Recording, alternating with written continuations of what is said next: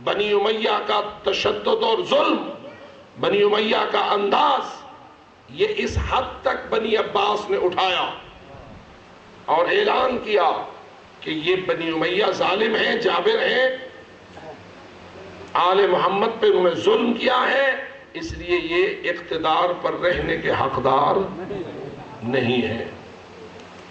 یہ اتنا زیادہ انہوں نے اٹھایا مسئلہ کہ آہستہ آہستہ بنی امیہ کمزور ہوتے گئے اور بالآخر بنی امیہ شکست کھا گئے اور بنی عباس ان پہ غالب آ گئے۔ آپ کو بھی یہ یاد رہنا چاہیے، خداوند تعالیٰ نے آپ کو جو ایک طاقتور چیز دی ہے وہ عزاداری مظلوم ہے۔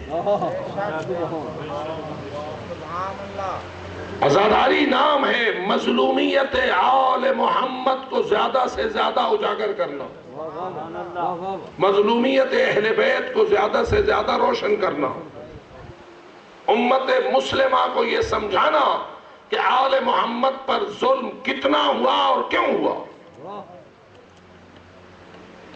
اور میں آپ کو آج بھی روشن کرنا چاہتا ہوں، اس عزاداری کو فقط ایک رسم نہ سمجھیے، اس عزاداری کو فقط ایک طرز کہن نہ سمجھیے۔ عزاداری اتنی طاقتور ترین چیز ہے، اگر تم اس میں مخلص ہو جاؤ تو بڑے بڑے فرعونوں کو شکست دینے میں کامیاب ہو سکتے۔ ہماری ایک مجبوری یہ ہے کہ ہم عزاداری کو اس بنیاد پر کم جو اس کا حقیقی تقاضا ہے اس کی طرف نہیں لے جاتے، اور اپنے جو ہمارے خیالات ہیں ان کو زیادہ اہمیت دینا شروع کر دیتے ہیں۔ اس لیے میں آپ سے اپیل کرتا ہوں، عزاداری کو کبھی نہ چھوڑیے، عزاداری کو مضبوط سے مضبوط تر کیجئے، لیکن اس طرز پر جس طرز پر آل محمد نے تمہیں سمجھایا ہے، اور اس طرز کو اگر سمجھنا ہے تو تمہارا ہمارا اپنا ذہن اتنا کبھی نہیں ہوتا جتنا طاقتور ذہن اس عالم ربانی کا ہوتا ہے کہ جس کو اللہ نے زمانہ غیبت میں امام کی مسند پر بیٹھ کر دین کو محفوظ رکھنے کی ذمہ داری دی ہے، بہترین وراثت دی ہے۔ اس میں سے ایک آل محمد کی مظلومیت کو بہترین طریقوں سے روشن کرنا ہے۔ مراجع اعظام، فقہائے کرام زمانہ غیبت میں سہارا ہیں مذہب اہل بیت کے تحفظ کا، اور میں دیکھ رہا ہوں کہ آج کی دنیا میں کچھ اپنے ہمارے منبر پر ایسے لوگ داخل ہو رہے ہیں کہ جو تقلید کی توہین کرتے ہیں، مراجع کی اہانت کرتے ہیں، نظام مرجعیت کو کمزور کرنے کی سازش کرتے ہیں۔ اگر وقت تفصیل سے ہوتا تو میں زیادہ وضاحت کرتا، لیکن اتنا کہنا میں اپنی ذمہ داری سمجھتا ہوں، جو تقلید ہو، مرجعیت کی تضعیف اور اس کو کمزور کرنے، اس کی اہانت کرنے اور اس کی توہین کرنے کا ارتکاب کرتا ہے، اس کا کربلا کے مشن سے کوئی تعلق نہیں ہے۔ وہ گویا اس قوم کو بے وارث کرنا چاہتے ہیں، وہ اس قوم کے ہر فرد کو اپنے مقام پر علیحدہ ایک چیز بنانا چاہتے ہیں، اور اگر ہمارا کوئی مرکز نہ رہے، ہمارا کوئی رہبر نہ رہے، ہمارا کوئی پیشوا نہ رہے، ہمارا کوئی دین بتانے والا ہمیں نہ رہے، ہماری عزاداری کا باغ ڈور کو سمجھانے والا کوئی نہ رہے، اور ہر کوئی اپنے اپنے مرضی کے مطابق چلنا شروع کر دے، یہیں سے مذہب کمزور ہوگا اور کوئی اس کا پرسان حال نہ رہے گا۔ اس لیے ہر کس و ناکس کو یہ حق حاصل نہیں ہے کہ وہ ہر معاملے میں بڑا بننے کی کوشش کرے۔ ہمارے بڑے محمد و آل محمد علیہ السلام ہیں، اور جب تک امام حق غائب ہیں اس وقت تک انہوں نے فقہائے با تقوی کو ہمارے مذہب کا سربراہ بننے کا مقام دیا ہے، اور ہم سب پر فرض ہے کہ ہم خود بڑی چیز نہ بنے، ان ہستیوں کے دامن سے متمسک ہیں۔ کچھ لوگ یہ کہتے ہیں جی ہم تو 12ویں امام کی تقلید میں ہیں. گل سمجھنے پہ آپ 12ویں امام کی تقلید میں ہیں یا آپ 12ویں امام کی بیعت میں ہیں؟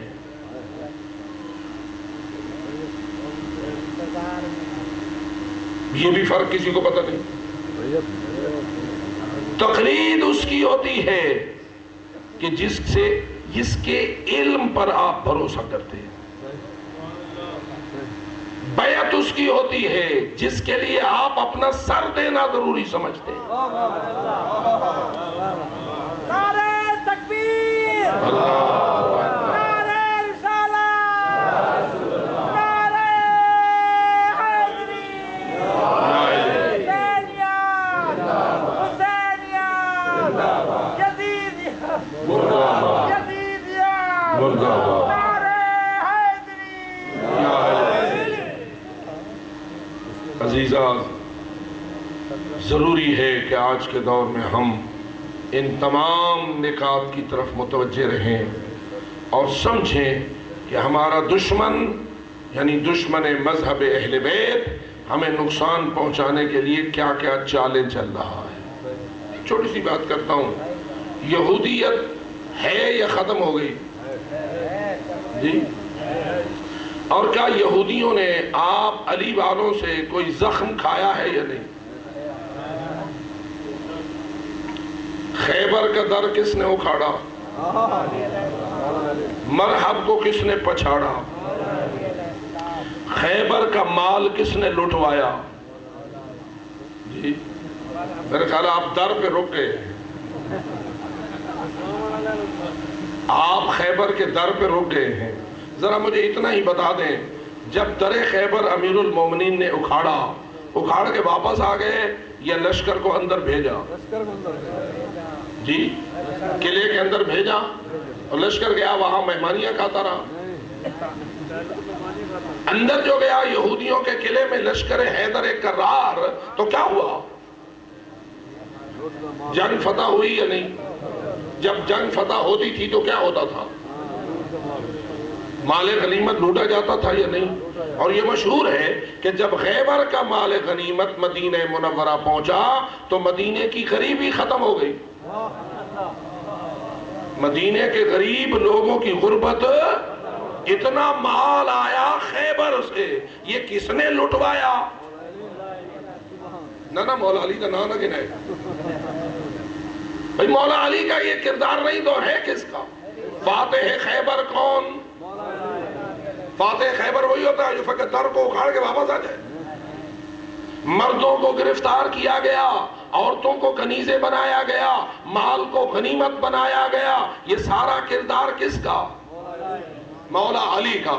ٹھیک ہے، ذرا ایک نعرہ حیدری. یہ آپ نے نعرہ حیدری کہاں سے لیا؟ کہیں وہیں سے تو نہیں لیا کہ جہاں مولا علی کے مقابلے میں مرحب آیا تو اس نے کہا انا الذی سمتنی امی مرحبا، میں وہ ہوں کہ میری ماں نے میرا نام مرحب رکھا ہے. تو آج علی نے جب اس کا یہ رج سنا تو علی نے بھی مناسب سمجھا کہ آج میں بھی اپنا وہ نام بتاؤں جو میری ماں نے میرا رکھا ہے.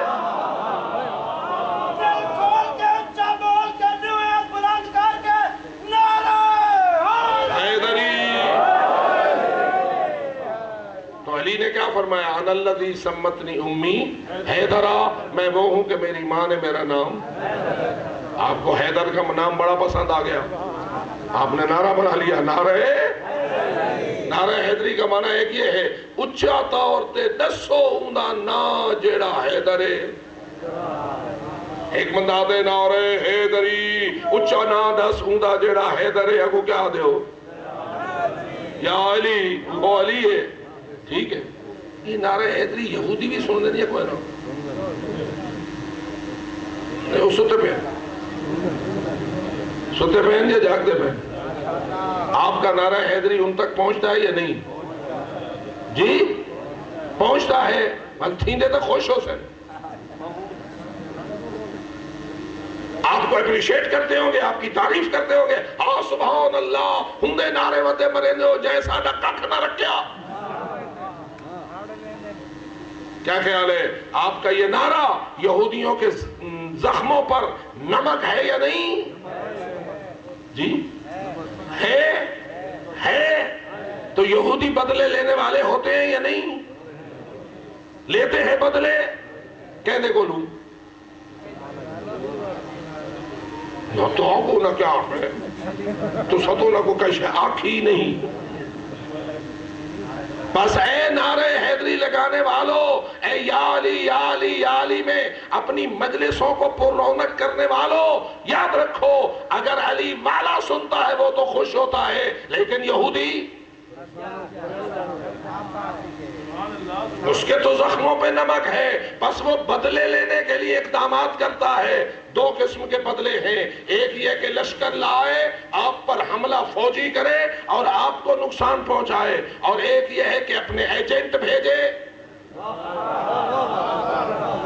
ان پہ پیسہ خرچ کرے اور آپ کے اندر آ کر اپنے ایجنٹوں کے ذریعہ ایسی ایشو اٹھائے اور ایسی گفتگویں کرے جس کے نتیجے میں آپ کے اندر تفرقہ پیدا ہو، آپ ٹولیوں میں تقسیم ہو، ایک دوسرے کے گریبان میں ہاتھ ڈالیں اور باہمی طاقت کا تقسیم کا عمل وجود میں آئے. اور اس طرح جو تیرے اندر ٹولیاں پیدا کرتا ہے اور مختلف قسم کے ٹکڑوں میں بانٹنے والی گفتگویں کرتا ہے، سیاڑا بڑھ، وہ تیرا مخلص نہیں، وہ کس کا ایجنٹ ہے؟ یا علی کے نعرے کے دشمنوں کا ایجنٹ ہے. اور کتنا عجیب دشمنی ہے، یا علی کہہ کے دشمنی. اور جو ایجنٹ ہوتے ہیں وہ ان کا نعرہ نہیں لگاتے، وہ ان کا نعرہ لگاتے ہیں، تب وہ ایجنٹی کر سکتے ہیں. اس لیے میرے عزیز میں تجھے آگاہ کر رہا ہوں، تیری آزاداری کی قوت کو پاش کرنے کے لیے اور مظلومیت آل محمد کے ایشو کو مضبوط بنانے کی بجائے اس کو کمزور کرنے کے لیے بہت کچھ چالیں چل رہا ہے دشمن.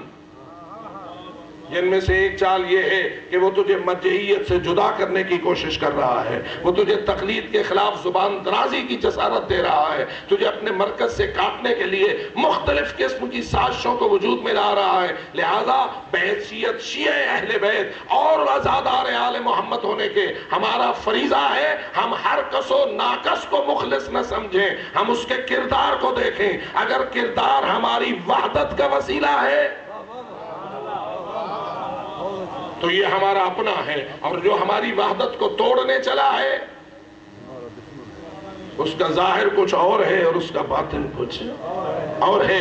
اس لیے میرے عزیز دوستو، آؤ محمد و آل محمد کے مکتب کے تحفظ کے لیے اور تشیع کی حفاظت کے لیے اپنے عقیدوں کو بھی محفوظ رکھو، اپنے ایمان کو بھی محفوظ رکھو، اپنے کردار کو بھی محفوظ رکھو. اگرچہ کہ تمہیں تلواروں کی دھاروں سے گزرنا پڑے تو بھی مت گھبراؤ، اور اگر زندانوں کی سلاخوں کے پیچھے جانا پڑے تو بھی پرواہ مت کرو. اور یاد رکھو امام موسیٰ کاظم علیہ السلام کی سیرت و کردار میں سب سے لمبی قید موجود ہے. یعنی معصومین میں سے کوئی معصوم اتنا طویل عرصے کا قیدی نہیں ہے جتنے طویل عرصے کی قید امام موسیٰ کاظم علیہ السلام کو نبھانا پڑی ہے، اور کئی مرتبہ آپ کو زندانوں میں جانا پڑا ہے. جو بھی بدبخت برسر اقتدار آیا ہے اس نے امام موسیٰ کاظم علیہ السلام کو اپنی سختیوں کا نشانہ بنایا ہے، لیکن سب سے سخت ترین ظلم ہارون کے زمانے میں ہوا ہے. اور کتنا عجیب ہے، جیسے ابھی آپ سن رہے تھے کہ ہارون خبیث تھا، وہ یہ چاہتا تھا ہماری رسول سے رشتہ داری سب سے زیادہ قریبی ثابت ہو تاکہ ہماری خلافت پر کوئی شخص اعتراض نہ کر سکے. لیکن اسے اگر ڈر رہتا تھا تو فقط ان سچے آل محمد سے ڈر رہتا تھا، اس لیے کہ قرابت رسول ان کی ہم سے زیادہ ہے، اس لیے کوشش کرتے تھے کہ ان کو دبا کے رکھیں. لیکن یہ ہستیاں بھی حق پہ آنچ آنے کو دیکھنا تو برداشت نہ کر سکتی تھیں. یہی وجہ ہے وہ آ کے کہتے تھے ہم رسول کے چچے کی اولاد ہیں، تو حضرت امام موسیٰ کاظم فرماتے تھے رسول تو ہمارے بابا ہیں، ہم رسول کی اولاد ہیں. رسول کے چچے کی اولاد ہونا اور ہے اور رسول کی اولاد ہونا اور ہے. اور جب اس बा